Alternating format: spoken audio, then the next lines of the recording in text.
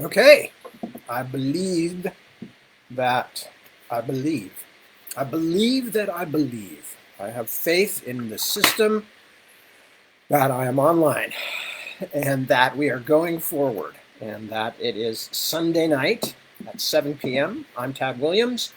We are here and we are going to read, or at least I'm going to read, and whoever is silly enough or bored enough is going to listen. So, before I do that, let me just say for all of you in America, happy Father's Day.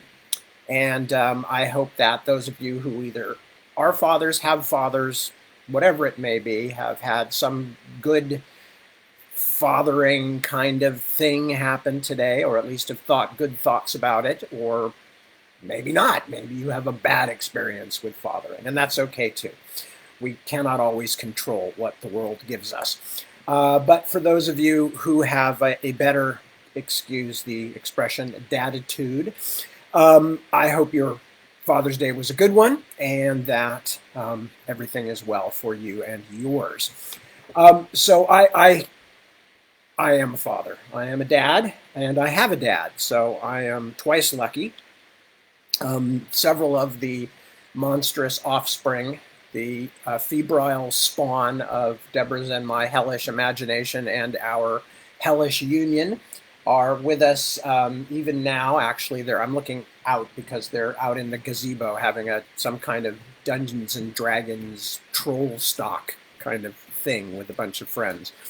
So I've closed all the doors and windows so that their peals of childlike amusement will not come shrieking through while I'm trying to read.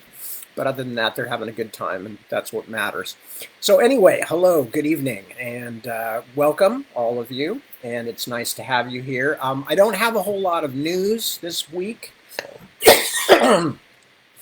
except continued progress on the third volume of what used to be the final volume of The Last King of Ostenard, and instead is now at this point the as yet unnamed third volume, because it's going to be four. I had to chop the last volume in half. The manuscript I sent out today is still about 1,000 pages, so it's not like I was fooling anybody except myself. That's a sad thing when the only person you fool in one of these things is yourself. Everybody in the flippin' world said, "You'll never get it into 3 volumes. You always say that, and it never works." And I really feel like Charlie Brown, and Lucy and the football, and although Lucy is me, I am both Charlie Brown and Lucy from the old Peanuts cartoons. And the reason I did not get it squeezed into 1 volume is because that's how I write. I have too many characters and I get too involved with them, and there's too many plot lines. And anyway, so that's what happened. I just sent out the very rough draft of the first draft of the manuscript to my various helpful readers who will help me to spot the obvious errors, and who will help me to make it a better book, and thank them for that. Anyway, so let's pop in here, because as I said, other than that, not much news, just the continued forward movement. Nobody is unhealthy at the moment, except for one of our little chihuahuas well, we only have one now, but one of our chihuahuas, one of our dogs, our little chihuahua, who's having some issues, but he has been prone to these same issues, so it's more of a question of, do we need to do something else? Rather than, oh goodness, what's happening here? Small backyard bred dogs, go figure, you're going to have issues, health issues. Anyway, so let me quickly say hello to all the nice people who've dropped in. Jim, good to see you. Happy Father's Day. Claudia, hello Claudia, good evening. Nancy, howdy. Good to you, good to you too. Jared, hope all is well for you and yours, Jared says, and they are, it is, and same to you. Jerry, the Prince of Unangst, and good to see you, Jerry. Emily, hello. Ooh, a thunderstorm. Ooh, I wouldn't mind that here. As you probably know, the United States currently is being just deluged with rain on one side of the country, and on this side of the country we're in a hideous, hideous drought. So if we could just tip the entire country up on its side, just lift the East Coast up a bit, and then the whole bunch might run down to us where we could use it, and those of you on the other end of the country wouldn't have quite so much of it. So unfortunately, I don't know anybody in the continent tipping business, so not much I can do. Annie! Hello, Annie, from romantic Willimantic in Connecticut. Good to see you, Annie, as always. Medardo. Buena suerte. Y good to see you, as always. A real pleasure. Kenneth. Hi, Kenneth. Did I just say buena suerte? I did, which means good luck. I'm having problems. This has been a complicated day. I got to bed, obviously, very late after doing the 2 o'clock to 3 o'clock in the morning reading, which means I usually am up till about 5. And then I had to pop up in the morning to do a Zoom interview at a book fair in Saar, Germany, in the Saarland. And then I've kind of been back in bed and in and out and up, and my brain is fried. So, Medardo, many apologies, lo siento para usar, no usar las palabras correctos. God, I can't even speak Spanish anymore. That's definitely brain fuzz, though. Normally I can actually do it. But anyway, not to worry. Good to see you anyway. Kenneth, I said hello. Hi. Ray, hello. Good to see you. Jeremy, good evening. Joy, happy Father's Day to me. Yes, thank you. And Anthony, hello from Naples, Napoli. Beautiful. Good to see you. Barb Ann, good to see you too. And yeah, I think you do. Emily says, I think you can't do this kind of art without a little bit of Charlie Brown in you. And boy, I don't know. It's always hard to say whether we are shaped by things or we choose the things that we like. I'm certainly, my family, the whole Peanuts thing was very big for us, as it was for many, many American families. And to this day, my mother will sort of say, things like, I'm feeling very Lucy-like today, which means cranky and crabby or whatever, So there are various things, and Peanuts was always a big part of our family.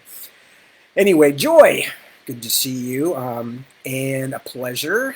As always, Margaret, thank you for the Happy Father's Day wishes. Cliff, that's, by the way, that's a very nice comment, Margaret, thank you. I'm glad that it feels that way. Cliff, hi, Cliff. Yes, I know. Yes, Happy Father's Day from one dad to another, back to you. Jan, how nice to see you. Thank you for the Father's Day wishes, and lots of love to you and the family. And Kelly, and now it's your birthday. Happy Father's Day, and it's your birthday. Kelly, how cool. Happy birthday to you. Feliz cumpleaños. Heureux anniversaire. What is it? I've forgotten. Frohe Geburtstag. I'm losing all my words. Anyway, happy birthday. Thank you for joining me. Angela. Hello, Angela, and welcome. And good to see you, and good to hear from Texas. I have many, many, many Texas friends, some of whom have always lived there, some who moved there from California. So lovely to see or meet a new one. And Becca, happy Father's Day to me, and thank you, and best wishes to you, and you're not that late. I've just been jibber-jabbering, as usual. Anyway, so, anything else I wanted to talk about? No, I'm still thinking various things, long-termish about various things, but there's nothing really I can say yet about any of them, so I'll just leave that hanging there like it was significant, but it's not significant. It's just really, it's my poor old rattled brain. And here I'm using rattled with 2 D's instead of rattled with 2 T's. My poor old rattled brain, which doesn't work so well today because I'm very tired, and I don't even want to look at my eyes. I'm sure they're very red, not because of anything I've been doing, except for the lack of proper sleep and et cetera, et cetera. Anyway, not that there's anything wrong with acquiring red eyes by any number of methods. So that is not a criticism. That is merely a statement. I have come by these through fatigue and probably some variant of hay fever, because when the weather's really hot like this, there's all kinds of pollen and stuff floating around. Anyway, so I'm going to read now. We are really just about, I think we're right at the halfway point here of the first Shadowmarch volume. This is chapter 21, called The Potboy's Dolphin. Yes, I know, that sounds like another Red Eyes joke. It's not. It's not. This is a potboy is somebody who carries, it's basically the same as the kind of people who clear tables in restaurants and serve people and things like that. Anyway, chapter 21, The Potboy's Dolphin. The path of the blue pig. Down, down, feathers to scales, scales to stone, stone to mist. Rain is the handmaiden of the nameless. From the Bonefall Oracles. There was a tower in Kulnaquar whose name meant something like spirits of the clouds, or the spirits in the clouds, or perhaps even what the clouds think. It was never easy to make mortal words do the dance of Quar thought. And it was there the blind King Ynir went when he sought true quiet. It was a tall tower, although not the tallest in Kulnaquar. One other loomed above all the great castle, like an upheld spear, a slender spike that was simply called the High Place. But its history was dark since the Screaming Years, and even the Quar did not visit it much or even look up at it through the fogs that usually surrounded their greatest house. Ynir Dinat-sen-Queen, lord of winds and thought, sat in a simple chair before the window of one of Cloud Spirit Tower's 2 highest rooms. His tattered garments fluttered a little in the winds, but he was otherwise motionless. It was a clear day, at least by the standards of Kulnaquar, although, as always, there was no sun visible in the gray sky. The afternoon's sharp winds had chased away the mists. The slender figure, who waited patiently in the chamber's doorway for Ynir to speak, could see all the rooftops of the vast castle, spread out below in a muted rainbow of different shades of black and deep gray, glittering darkly from the morning's rains. The one who waited was patient indeed. Nearly an hour passed before the blind king at last stirred and turned his head. "Harsar, you should have spoken, old friend." "It is peaceful to look out the window." "It is." Ynir made a gesture, a complex movement of fingers that signified gratitude for small things. "All morning I listened to the anger of the gathering, all that arguing about the pact of the glass, and thought about the time when I would come here, away from it all, and feel the breeze from Marinol on my face." He lifted his fingers and touched them to his eyes, once, twice, then a third time, all with the precision of ritual. "I still see what was outside it on the day I lost my sight." "It has not changed, Lord." "Everything has changed. But come, you have waited for me patiently, Harsar So. I do not believe the view alone has brought you here." Harsar inclined his hairless head ever so slightly. He was of the Stone Circle people, a small, nimble folk, but was tall for his kind. When Ynir rose and Harsar stepped forward to help him, his head almost reached to the king's shoulder. "I have good news, Lord." "Tell me." "Yasamaz and her host have crossed the frontier." "So quickly?" "She is very strong, that one. She has been waiting long years for this, preparing." "Yes, she has." The king nodded slowly. "And the mantle?" "She carries it with her, at least for now. But the scholars in the deep library think it will not sustain itself if stretched too far. But everywhere she has raided, the mantle has spread, reclaiming that which is ours, and even when it will spread no farther, she will go on, with fire and talon and blade." Even patient Harsar could not keep his voice altogether even.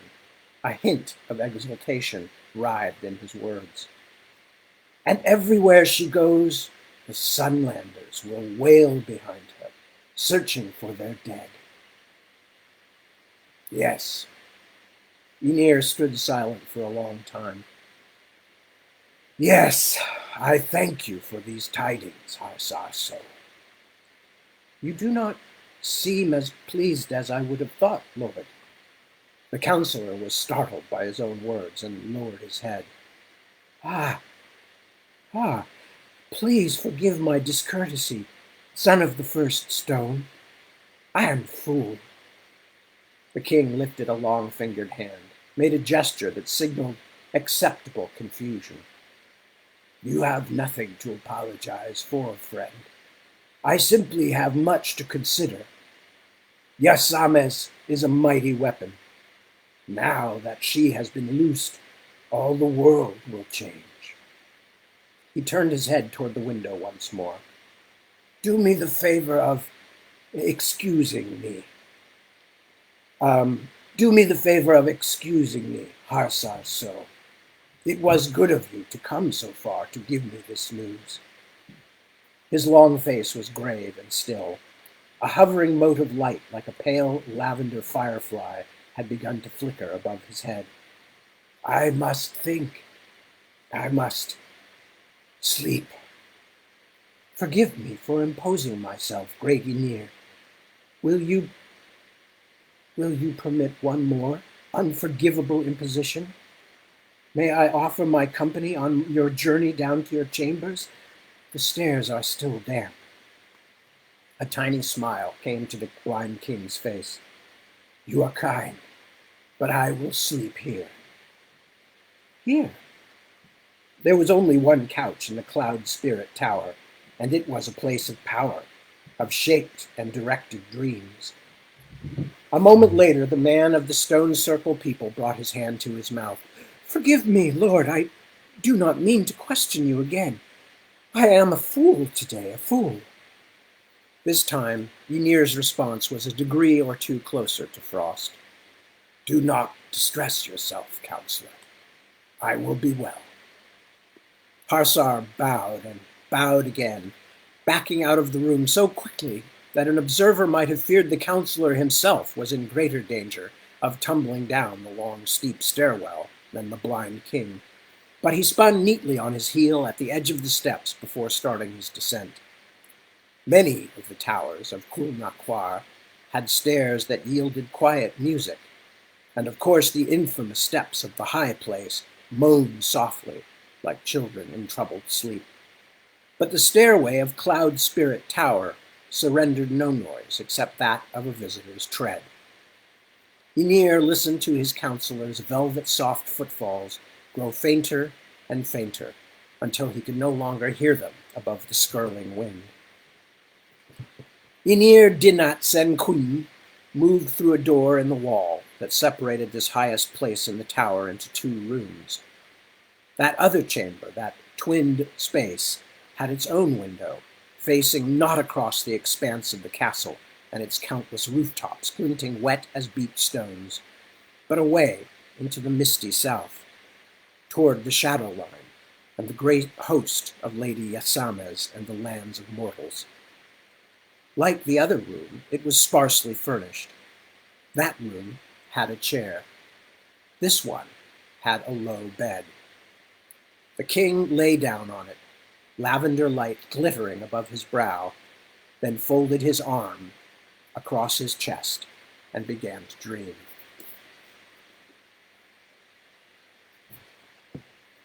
Chert had barely slept at all. The long watches of the night had passed like guests who sensed... Let me start that one again. Chert had barely slept at all. The long watches of the night had passed, like guests who sensed that they were unwelcome and were all the slower to leave because of it. We're caught up in bad things. It was in his every thought. For the first time, he understood what the big folk must mean when they asked him how he could stand to live in a cave under the ground. But it was not the stone of Funderling town. that oppressed him any more than a fish was oppressed by water. It was the feeling that he and his small family were surrounded and enwebbed by a faceless, invisible something. And it was precisely because he did not know what it was that he felt so miserable, so helpless.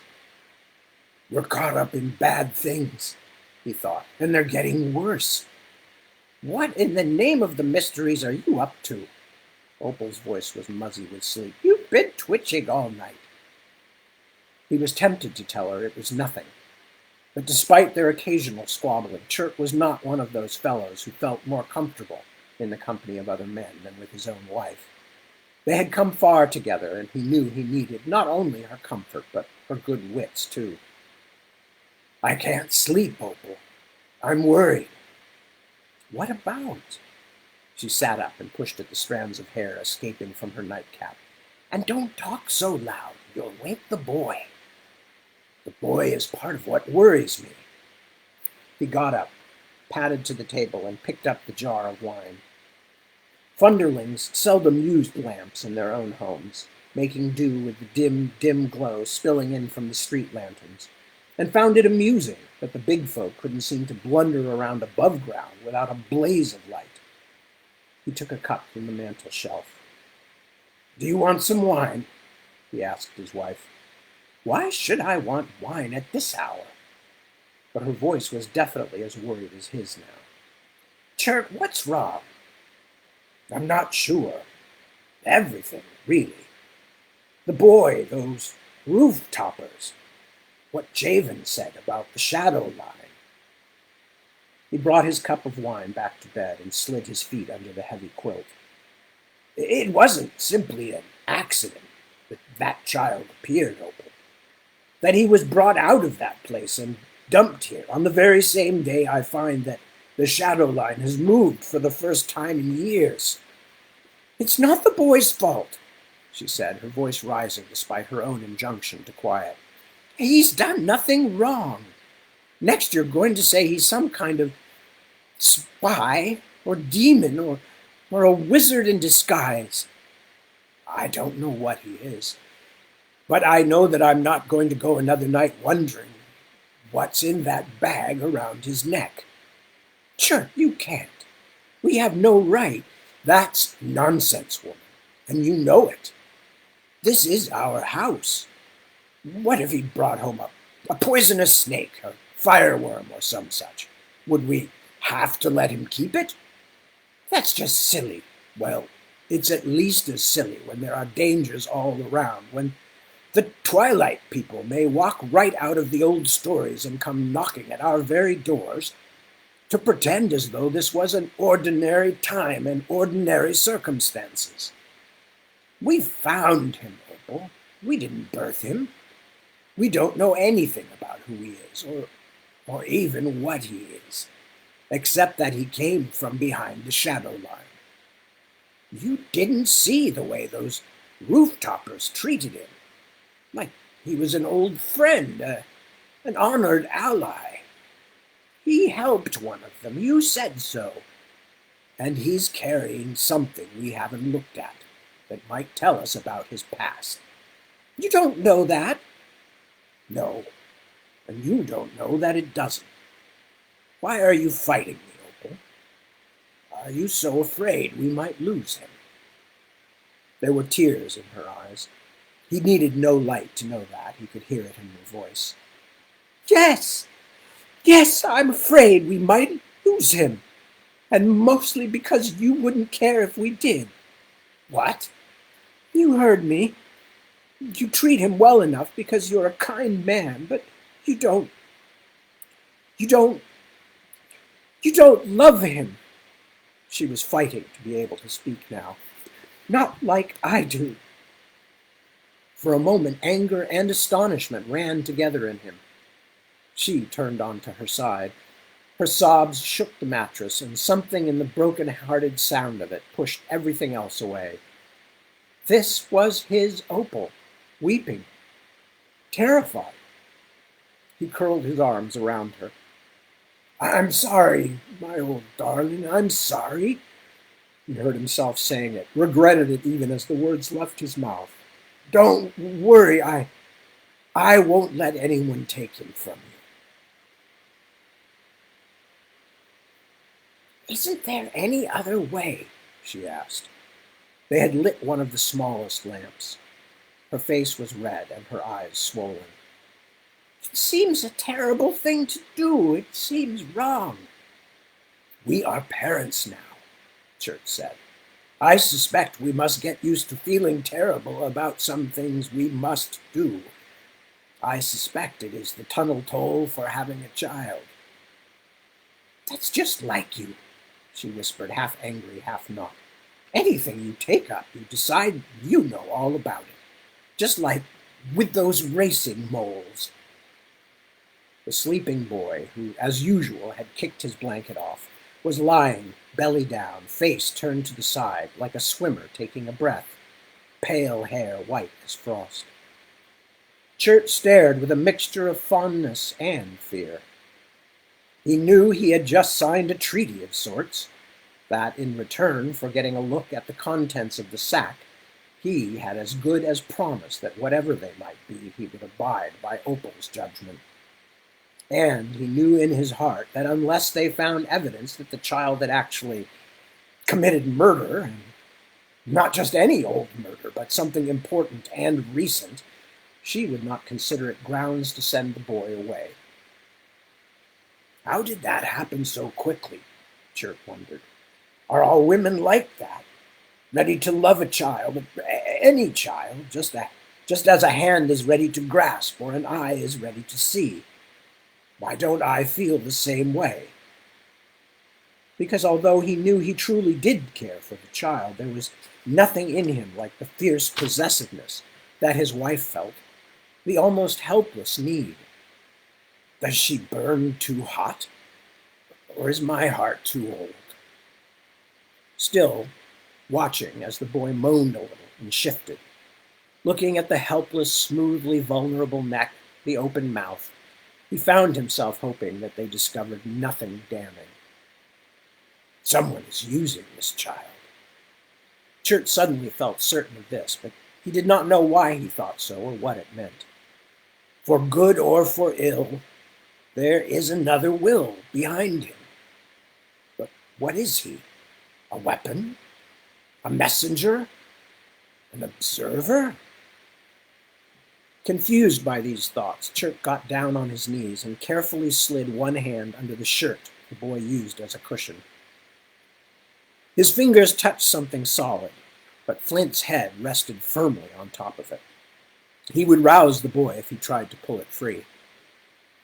He put a hand under the child's shoulder and gently pushed. You'll wake him up, Opal whispered. Would that be so bad? Chert wondered. There was no reason they needed to hide what they were doing, surely. In fact, he would have gladly waited until morning, except that he knew he would not sleep if he did. Still, as the boy yawned and rolled onto his side, allowing Chert to pull the sack and its cord out from under the rolled shirt, he did feel more than a little like a thief. At least he hasn't hidden it, Chert thought. That's a good sign, isn't it? If he knew it was something bad, he would hide it, wouldn't he? Chert carried it out of their bedchamber to the table, Opal as close behind him as if it were not simply a possession of Flint's, but an actual piece of the boy. Chert had been distracted last time by the discovery of the strange stone, the one that he had passed to Chavin. Now he examined the bag all over again. It was the size of a hen's egg, but almost flat, only as thick as a finger. The needlework was exquisite and complex, in many colors of thread, but the design was a pattern, not a picture, and told him very little. Have you ever seen work like that? Opal shook her head. Some eye stitch from Connaught I saw in the market once, but that was much simpler. Chert took it gently in his hands, prodded at it with his finger. It gave beneath his touch with a faint, springy crunch, but there was something hard at the middle of it, hard like bone. Where's my knife? That clumsy thing. Opal was already walking across the room toward her sewing box. If you're going to steal the boy's possessions and cut them open, you don't have to do it like some butcher's apprentice. She returned and lifted out a tiny blade with a handle of polished maker's pearl. Use this. No, I've changed my mind. Give it back. I'll be the one who has to sew the thing up again after you've finished poking around in it. Assuming it's something that can be put back in a sack, as though nothing has happened, Chert thought, but didn't say. The boy himself certainly hadn't been like that, so why should this be different? Opal carefully sliced away a few of the threads down one side, where the ornamental stitchery was minimal. Chert had to admit that he wouldn't have thought of that he would have opened the top and spoiled much more of the embroidery. What if the stitchery itself is some kind of shadow magic? He said suddenly. What if we spoiled it by cutting it, and whatever's inside won't be held in there anymore? He didn't know exactly what he was trying to say, but in these deep hours of the night it was hard not to feel they were trespassing on unfamiliar and perhaps hostile ground. Opal gave him a sour look. That's just like you to think of that after I've started. But she paused, and suddenly her face was worried. Do you think there's something alive in here? Something that bites? Give it to me, then, Chert said, trying to make a joke of it. If someone has to lose a finger, it shouldn't be the one who's going to sew the thing up again. He squeezed it a little to force the snipped seam open, held it up to the light. All he could see was something that looked like bits of dried flowers and leaves. He leaned forward and sniffed it cautiously. The scent was exotic and unrecognizable, a mix of spicy odors. He probed inside with his finger, trying to be gentle, but he was crushing the dried plant material and the smell was getting stronger. At last he touched something hard and flat. He tried to pull it out, but it was almost the same size as the sack. You'll have to cut more threads, he said, handing it back to Opal. She sniffed the open side. Moly and bleeding hard. But that's not all. I don't recognize the rest. When she had widened the gap all the way down to the bottom, and even a little beyond, Chert took it back. He pulled gently. Dried petals fell to the table. He pulled again, and at last the object slid out. It was an oval of polished white. A quick glance told him it was made not of stone, but something more recently and aggressively animated, which had been carved in a decorative manner that, like the embroidery, was not meant to represent anything obvious.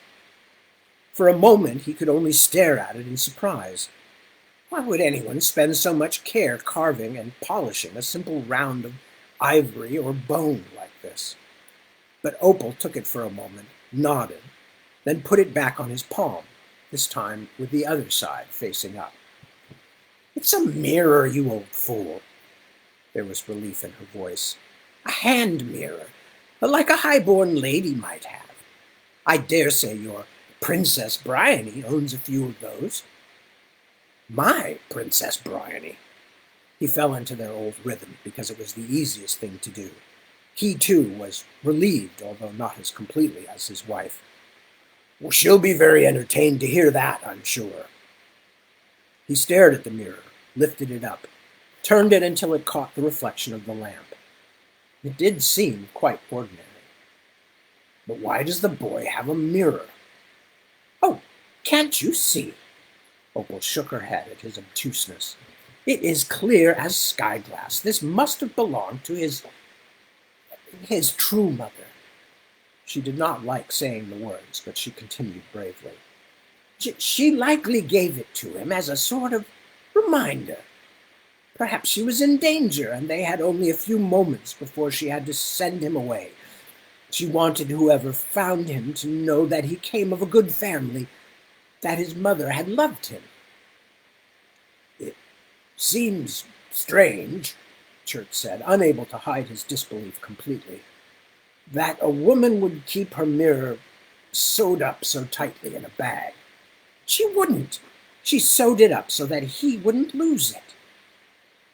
So you're saying that a noblewoman, with only moments left to spend with her little son, perhaps with her castle under siege and on fire, like in one of those big folk ballads that you like to listen to when we go to the market up ground, took the time to sew this bag shut with these careful little stitches? You're just trying to make trouble about it. Opal sounded amused, not irritated.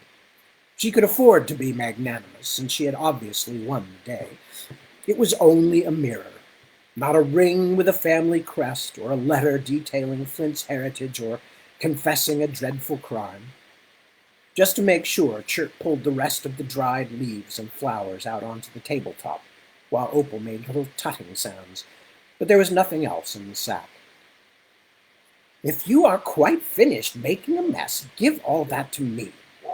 The glow of triumph was unmistakable now. I have a lot of work to do. I don't know if you can hear the dogs upstairs. I think somebody must have ordered some food. That distracted me. If you're quite finished making a mess, give all that to me. The glow of triumph was unmistakable now. I have a lot of work to do to make that right again before the boy wakes up. You might as well go back to bed, old man. And he did. But he still did not sleep, although it was not the quiet sounds Opal made as she plied her needle that kept Chert awake. What was in the sack had not turned out to be something terrible. Nothing would change, at least not for the moment. But that was part of the problem. I will tell Chavin about it when I next get the chance. He was tired, so tired and desperate for sleep. He was even more desperate to believe that Opal was right, that there was nothing to worry about. But something still nagged at him. Yes, Chavin, if he'll see me. He didn't seem very pleased with my company the last time, but there is no one else to ask. Yes, Chavin is versed in such things. Perhaps he can tell me what it might signify, whether a mirror could be anything more than simply a mirror.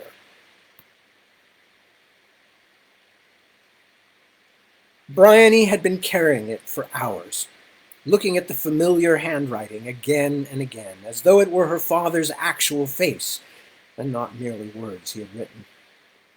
She had not realized how much she missed him until she had read it, and in reading it she had heard his dear voice speaking to her as though he were in the room with her instead of hundreds of miles away and half a year gone. Could such a homely, intimate thing have possibly been the cause of Kendrick's murder?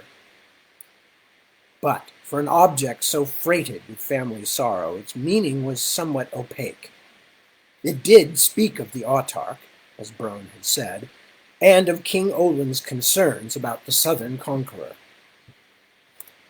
Here we come to the meat of your father's concern, Kendrick, my son, she read for the 6th or 7th time, which is that all the talk of the autarch's spreading empire that has come north to us is not exaggerated. All the continent of Zand, above the great white desert, has fallen under the sway of Zis, and while his father and grandfather were content merely to conquer and exact tribute, this newest autarch is not a gentle ruler to these subjects. It is said that he considers himself not just king, but God, and that all these subject lands must worship him as the true child of the sun itself. Yes, the sun that shines in the sky. He has not yet pressed such harsh demands on our cities and states of Ion that have fallen to his influence, but I cannot doubt he will want the same from them when his grip has become adequately tight. Do not think, however, that because he is mad, he is also foolish. This autarch was forged of hot metal indeed. He was born Sulepis, third youngest of 26 brothers in the royal family of Zis, a nest of vipers that became legendary even in troubled Zis, which has never had any shortage of savagery and murder among its ruling clans. The stories say that only one of his brothers, the youngest of the family, was still alive when Sulepis finally ascended to the throne a year after their father's death. After this younger brother set the crown on Sulepis' head at the coronation, the poor wretch was taken away and dipped into molten bronze. After the tortured figure cooled, the autarch had it set in front of the royal palace. A traveler told me that the autarch likes to tell horrified visitors this ornament is meant to represent the importance of family. His grip on Zand is nearly complete, but although he has made conquests in Ion, they are all small states with poor harbors or no harbor at all. He knows that none of them will provide him a suitable base for an invasion, and that without a secure foothold, his conscripted army, no matter how large, will not defeat determined men fighting for their own lands, especially if Cyan and Gelon and the March kingdoms stand together. Bryony put the letter down, as angry as the first time she read it. Gelon, that swamp of treachery. How like her father to continue to believe, even as he languished in prison because of Gelon's greed, that he could convince that pig King Hesper to do the right thing, to make common cause against a greater enemy. And he probably will convince him, given enough time, Bryony thought. Then what will I do? What if we do make common cause and they send that oily Count Anglos back here and I must treat him as an ally instead of sticking my sword in his heart as I would rather? She promised herself she would go to the armory this afternoon and practice with the blade for a while. If Barrack still felt too ill to trade blows, she could always spend an hour pretending that the sawdust-stuffed dummy was Angelos or his master Hesper. It would be good to hit something. As for the letters missing section, she couldn't guess what might have drawn someone to steal it. From what she could make of the beginning and the end, it seemed only to have been a general and workaday conversation about maintaining the castle walls and gates. Could some spy of the autarchs, or some nearer enemy, have taken it because they thought Olin might mention some weakness in Southmarch's defenses? How could they think her father would be foolish enough to trust information that might endanger his family and home to the hands of Ludus Drakava's envoy? They didn't know him. As Brone had said, Olin Eden was a man who took nothing for granted. She skipped down to the bottom of the letter, although she knew it would make her cry again to read his farewell. And give my best love to Bryony too. Tell her that I am sorry I am detained, and cannot be there for the birthday she and Barrett share. There is a cat here in this rather drafty old castle, who has taken to sleeping at the foot of my bed. And, by the way she has grown stout, I suspect soon she will become a mother. Tell Bryony that not only will I come back to my family presently, I will bring with me a small surprise, and that she may spoil it all she likes, because, unlike dogs or most children, a cat cannot be ruined by too much affection. She was pleased with herself. She didn't cry, or, at least, only a few drops, and they were easily wiped away before Rose or Moina returned. Despite his useless arm, Barrack's greater strength ordinarily made him more than her equal at swordplay, but her brother was still feeling the effects of his illness. His face quickly grew flushed, and before very long he was breathing harshly.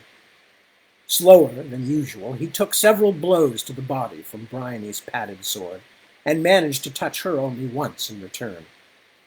After a much shorter span than Bryony would have liked, he stepped away and threw his falchion down with a muffled clatter. "It's not fair," he said. "You know I'm not well enough yet." All the more reason to build up your strength again. Come on, Gloomy. Let's try just once more. You can use a shield this time if you want. No. You're as bad as Shazo. Now that he's not here to plague me, do you think I'm going to let you take his place? There was something more than ordinary anger in his tone, and Bryony fought down her own resentment. She was restless, full of fury and unhappiness like storm clouds. All she wanted after days of sitting and listening to people talk at her was to move her limbs, to swing the sword, to be something other than a princess. But she knew trying to force Barrack to do anything was useless. Very well. Perhaps we should talk instead. I read Father's letter again. I don't want to talk. Parents hammer Bryony. I've done enough talking lately. Plots and intrigues. It makes me weary. I'm going to go have a nap. But we've hardly spoken about all the things Brone told us. About Galen Tolley and the letter and the autarch. He waved his hand dismissively. Brone is a troublemaker. If there is no intrigue, no mysterious plots to protect us from, he has no influence. Barrack scarcely untied his chest padding before yanking it off, peevish as a child sent away from the supper table. Are you saying we have nothing to worry about? When our brother was murdered under our own roof? No, that's not what I'm saying. Don't twist my words. I said that I don't trust Avon Brone to tell us any truth that doesn't do himself benefit. Don't forget, he's the one who convinced our father to marry Anissa. Ninor and Aunt Marilana argued against it, but Brone would not let go until he convinced father to do it. She frowned. We were so young, I scarcely remember it. I do.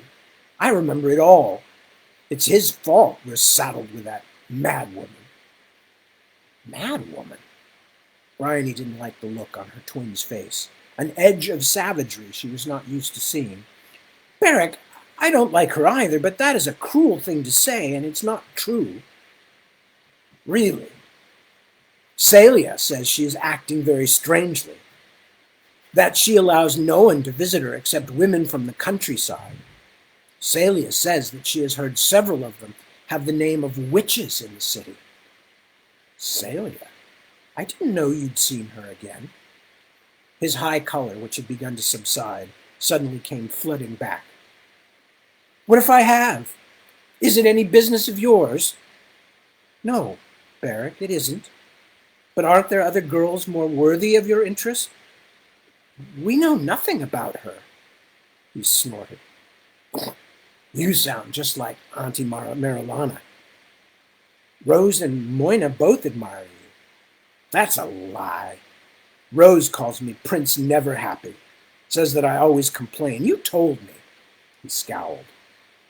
She kept her face sober, although for the first time since the conversation began, she was tempted to smile. That was a year ago, silly. She doesn't say it anymore. In fact, she was very worried about you when you were ill. And Moina, well, I think she fancies you. For a moment, something like honest wonder came over his face, coupled with a look of yearning so powerful Bryony was almost shocked. But an instant later it was gone, and he had put on the mask she knew far too well. Oh, no, it's not enough for you that you're the Princess Regent. You act like you wish you were the Queen, like I wasn't even around to interfere with things. Now you want to tell me who I can and can't talk to? And maybe even set one of your ladies on me to pretend she likes me so that she can keep an eye on me. But you can't, Bryony. He turned, dropping the rest of his practice gear, and walked out of the armory. Two of the guards who had been standing discreetly along the back wall followed him out. That's not true, she called. Oh, Barrack, that's not true. But he was already gone. She didn't really know why she had come. She felt as though she were walking through a high wind and trying to hold together some fantastically complex and delicate thing. like one of Chavon's scientific instruments, but 100 times larger and more fragile. There were moments when it seemed to her that the entire family was under a curse. The heavy-set guard would not open the door to the cell. She argued, but even though she was the Princess Regent and could do what she liked, it was clear that if she insisted on her sovereignty, the guard would go straight to Avon Browne, and she didn't want the Lord Constable to know she had come. She didn't really understand this herself, and couldn't imagine trying to explain to the dour and practical Browne. In the end, she stood at the cell door's barred window and called him. At first, there was no reply. She called again and heard a stirring, a dull clink of iron chains. "Bryony?" His voice had only a shadow of its old strength. She leaned forward, trying to see him in the shadows of the far wall. "What do you want?" "To talk." The stink of the place was terrible. To ask you a question." Shazo rose, the darkness moving upon itself as though the shadows had by magic taken human form.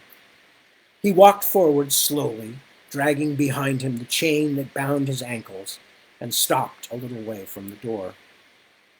There was no light in his stronghold cell, only the torch that burned on the wall behind her illumined his face, but it was enough for her to see how thin he had become. The soldier still wide, but the long neck almost fragile now. When he twisted his head so that he could better see her, she must be only a silhouette in front of the torch, she realized. She could make out the shape of his skull beneath the skin. "Merciful Zoria," she whispered. "What do you want?" "Why won't you tell me what happened?" She fought to keep her voice even.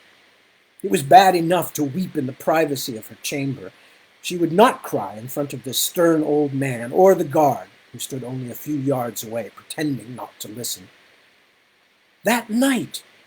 I want to believe you." "You must find it lonely." "I'm not the only one. Dowet does not believe you would kill Kendrick." For long moments he did not answer. "You spoke to him? About me?" Bryony couldn't tell if he was stunned or enraged. "He was the envoy of our father's kidnapper. He was also someone who might have been the murderer. We spoke many times." "You say was." "He's gone. Back to Hyrosol. Back to his master, Drakava. But he told me that he thought you were too honorable to have broken your oath to the Eden family, and no matter what the appearance." "He is a liar and a murderer, of course." The words came cold and heavy. "You can trust nothing he says." She was fighting a losing battle to keep anger out of her own voice. "Even when he proclaims a belief in your innocence." "If my innocence hinges on that man's word, then I deserve to go to the headsman."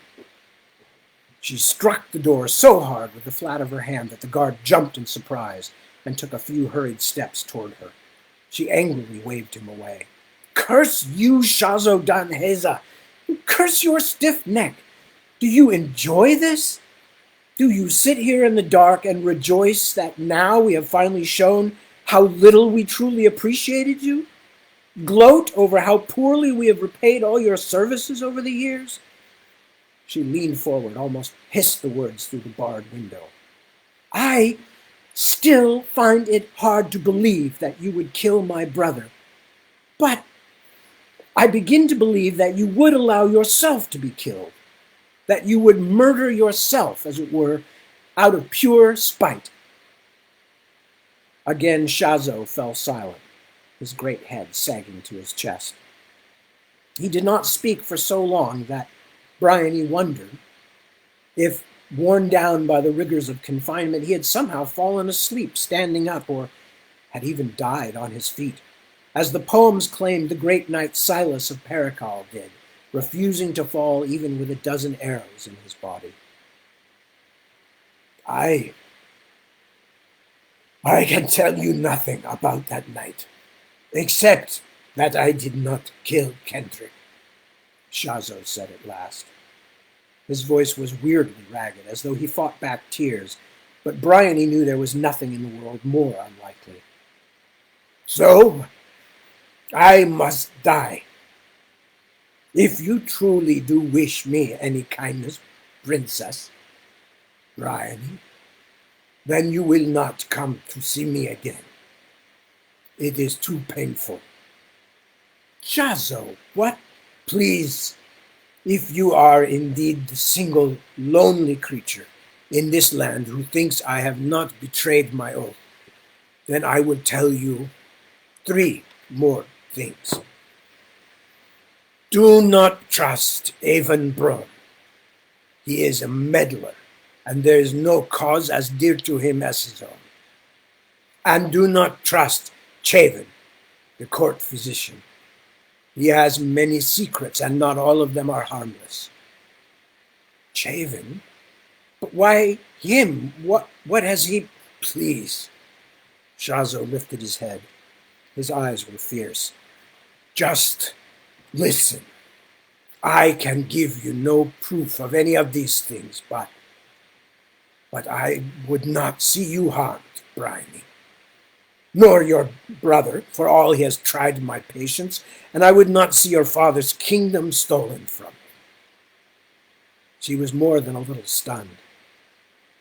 You said 3 things? Do not trust your cousin, Galen Tully. He groaned. It was a sudden, weird, and terrible sound. No, that is all I can say. Galen? She hesitated. Almost she wanted to tell him the news of Galen's disappearance and, more important, of Brone's assertion that the Tollys had hosted agents of the Autarch. But she was suddenly confused. Shazo said that neither Brone nor Galen were to be trusted. So then which one was the betrayer? The Duke of Summerfield or the Lord Constable? Or was it both? Tell him. Am I going mad? The thought was like a splash of icy water, sudden and shocking. This man may have killed my brother, whatever I wish to believe. He could be the arch-traitor himself, or in the employ of someone even more dangerous, like the Autarch of Zis. It's bad enough I've come down here by myself, without Beric. Should I treat him as though he were still a trusted family counselor? Bryony. Shazo's voice was faint, but he sounded concerned. I must go. She turned and walked away, tried to nod to the guard as though nothing out of the ordinary had happened. But by the time she reached the steps up out of the stronghold, she was practically running, wanting only to get out of that deep, dark place. All righty. And I think we're going to stop there because I believe that we've got a bunch of, we've got several pages left in the chapter, but it's also introducing a new character, who is Matty Tinwright, who was, as I recall, was one of my favorites writing the story, and was also another one of those kinds of characters that you have no idea when you first start that they even exist. You know, it's like Michelangelo. I'm not comparing myself to Michelangelo in any way, shape, or form. But as Michelangelo, I believe, used to say that that sculpting was basically about finding what was in the marble that wanted to come out. And there are certain characters that sometimes feel like that in books, that they pop their heads up at first as very minor characters and become important, whether that's important to the story or important to the writer or important to some of the other characters or whatever it might be. And since it's been so long since I've read the book, I don't actually remember all the ways in which Matty Tinwright feeds into the main story. But I remember wanting to have a writer in the story because later on, as you will see, as you remember if you've read it, or as you will see at some point if you do read it, or if we read it here. Writing and storytelling, as often is the case, becomes a part of the plot and part of the theme of the book, especially when Bryony goes into her next phase. But I won't tell you more than that if the story is new to you. Anyway, so with that, we hit the top of the hour. It is now straight up 8 o'clock. So I will wrap things up and tell you, as far as I know, I see no reason why I won't be here reading next weekend, same as usual, starting at 2 o'clock in the morning, and then again this slot at 7 p.m.